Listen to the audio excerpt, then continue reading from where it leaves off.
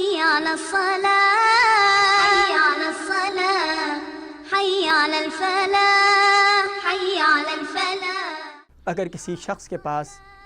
پانی دستیاب نہ ہو، پاک پانی موجود نہ ہو، تو کیا وہ ایسا کون سا عمل کرے کہ جس عمل کو کرنے کی وجہ سے اس کے لیے قرآن کریم کو چھونا، قرآن کریم کو ہاتھ لگانا یا نماز پڑھنا یا روزے رکھنا یا اس طرح کی تمام عبادتیں کرنا اس کے لیے آسان ہو جائے؟ یعنی کیا وضو کا کوئی متبادل موجود ہے؟ تو شریعت کی اصطلاح میں، شریعت میں ایک چیز سکھائی گئی ہے کہ جسے ہم تیمم کہتے ہیں۔ تیمم جو ہے یہ وضو کا متبادل قرار دیا گیا ہے ایسی صورت میں کہ جب پانی دستیاب نہ ہو، پاک پانی موجود نہ ہو، تو ایسی صورت میں اس بات کی اجازت دی گئی ہے کہ کوئی شخص تیمم کر لے اور تیمم کے بعد وہ قرآن کو چھو بھی سکتا ہے، وہ نماز کا اہتمام بھی کر سکتا ہے۔ یہ تیمم وضو کا متبادل بھی بن سکتا ہے، اس لیے یا پھر کسی شخص کو اگر غسل واجب ہو جائے، غسل لازم ہو جائے، یعنی جسے ہم غسل جنابت کہہ سکتے ہیں، تو غسل جنابت کا یا غسل کا متبادل بھی بن سکتا ہے۔ تیمم لغت میں قصد اور ارادہ کرنے کو کہتے ہیں، یعنی آپ کسی چیز کا ارادہ کریں، اور شریعت کی اصطلاح میں طہارت کی نیت سے، پاکیزگی کی نیت سے چہرے اور بازو پر پاک مٹی پھیرنا، پاک مٹی کا مسح کرنا، یہ فقہی اصطلاح کے اندر یا شریعت کی اصطلاح کے اندر تیمم کی اصطلاحی تعریف شمار کی جاتی ہے۔ تیمم اس وقت کیا جاتا ہے کہ جب 1 میل کے فاصلے تک کسی شخص کے پاس پانی دستیاب نہ ہو، یا پھر پانی موجود ہو لیکن وہ پانی دشمن کے نرغے کے اندر ہو، دشمن نے اس کے اوپر گھیرا رکھا ہوا ہو، یا پھر اگر کسی شخص کو کوئی ایسا مرض لاحق ہو کہ اگر وہ پانی کا استعمال کرے اور پانی بھی اس کے سامنے ٹھنڈا پانی موجود ہو، تو وہ پانی کے استعمال کرنے کی وجہ سے اس کے مرض کے اندر انتہائی اضافہ ہو جائے یا موت کا خطرہ واقع ہو جائے، تو ایسی صورت میں بھی کسی شخص کے لیے یہ اجازت ہے کہ وہ متبادل کے طور پر وضو کے بجائے مسح کر سکتا ہے۔ تو پہلی بات یہ ہے کہ 1 میل کے فاصلے پر پانی ہو، یا دشمن کے نرغے میں پانی ہو، یا پھر کسی کو مرض کے بڑھ جانے کا یا موت کے واقع ہو جانے کا پانی کے استعمال کی وجہ سے خطرہ لاحق ہو، تو ایسا شخص تیمم کر سکتا ہے۔ تیمم واقعات کے اندر نبی کریم صلی اللہ علیہ وسلم کے صحابہ کرام کے حوالے سے مختلف واقعات آتے ہیں۔ مثلا ایک واقعہ جو مختصراً الفاظ میں یہ ہے کہ ایک صحابی کو غسل جنابت واقع ہوا، تو انہوں نے سوچا کہ وضو جو ہے یہ نہیں کیا جا سکتا کیونکہ پانی موجود نہیں ہے، اسی طرح غسل کے لیے بھی پانی موجود نہیں ہے یا ٹھنڈا پانی ہے جس کی وجہ سے جو ہے مرض لاحق ہو سکتا ہے یا کوئی اور صورت ہو سکتی ہے، تو انہوں نے سوچا کہ تیمم کا طریقہ ہمیں شریعت نے سکھایا ہے، نبی کریم صلی اللہ علیہ وسلم اور اللہ رب العالمین نے سکھایا ہے، تو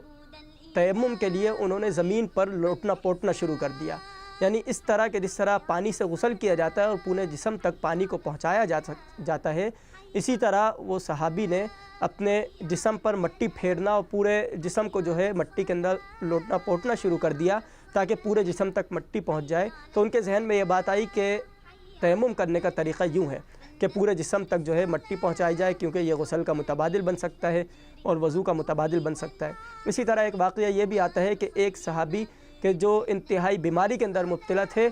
ان سے کہا گیا کہ بھائی آپ غسل جنابت کے اندر مبتلا ہو گئے ہیں، تو اس کا کوئی متبادل نہیں ہے، ہر حال میں آپ کو غسل ہی کرنا پڑے گا۔ تو انہوں نے جب غسل کیا تو اس غسل کرنے کی وجہ سے ان صحابی کا انتقال ہو گیا، وہ صحابی جو ہے وہ اس دنیا سے رخصت ہو گئے۔ تو نبی کریم صلی اللہ علیہ وسلم کو اس بات کا پتہ چلا،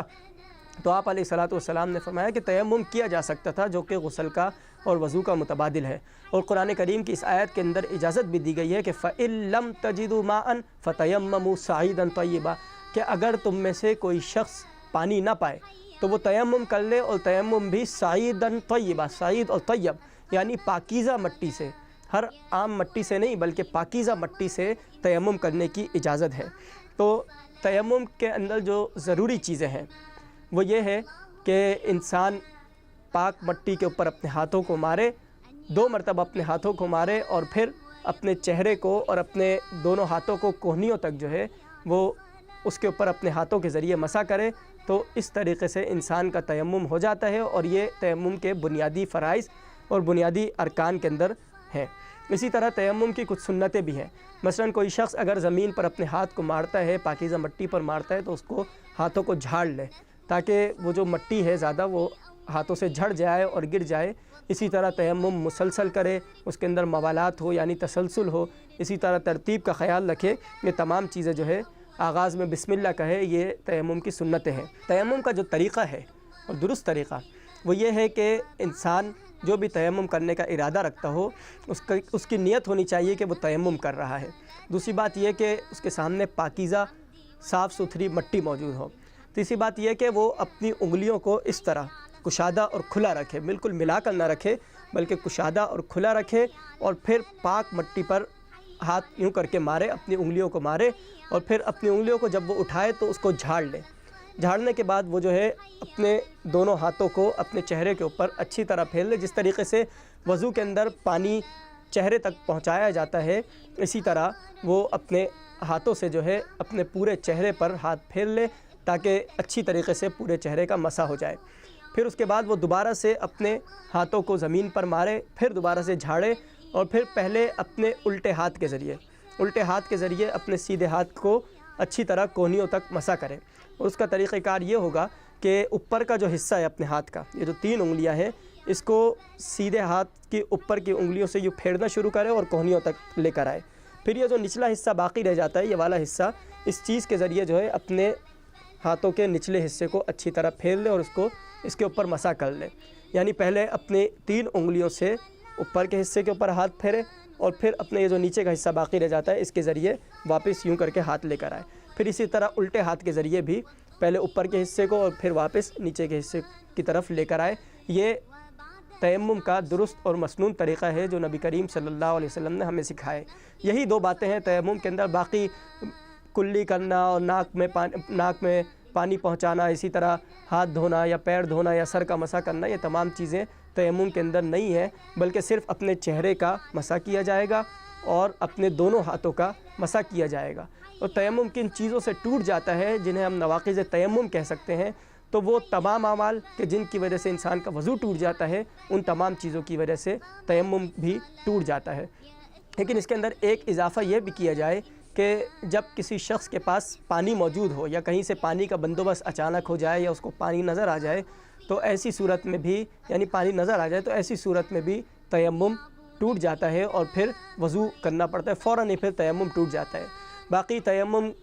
کرنے کے بعد جو کہ وضو کا بھی متبادل ہے، غسل کا بھی متبادل ہے، وہ تمام اعمال کہ جو وضو کرنے کی وجہ سے کیے جا سکتے ہیں، وہ تمام اعمال تیمم کرنے کے بعد بھی کیے جا سکتے ہیں۔ تو پوری گفتگو کا خلاصہ یہ ہے کہ نبی کریم صلی اللہ علیہ وسلم اور اللہ رب العالمین نے وضو کے متبادل جب پانی موجود نہ ہو یا پانی دشمن کے نرغے میں ہو یا مرض لاحق ہو جانے کا خطرہ یا موت کے واقع ہو جانے کا پانی کے استعمال کی وجہ سے خطرہ ہو، تو ایسی صورت میں تیمم کیا جا سکتا ہے۔ اور تیمم کے اندر صرف 2 باتیں ہیں، ایک یہ کہ اپنے چہرے کو پر مسح کیا جائے اور دوسرا یہ کہ اپنے دونوں ہاتھ کوہنیوں تک اچھی طرح مسح کیا جائے۔ اور وہ چیزیں جو وضو کو توڑ دیتی ہے وہ چیزیں تیمم کو بھی توڑ دیتی ہیں، اس کے ساتھ ساتھ پانی اگر مل جائے تو ایسی صورت میں بھی تیمم ٹوٹ جاتا ہے۔ اللہ رب العالمین سے دعا ہے کہ وہ ہمیں عمل کرنے کی توفیق عطا فرمائے۔ وآخر دعوانا ان الحمد للہ رب العالمین۔ حي على الصلاة حي على الفلاح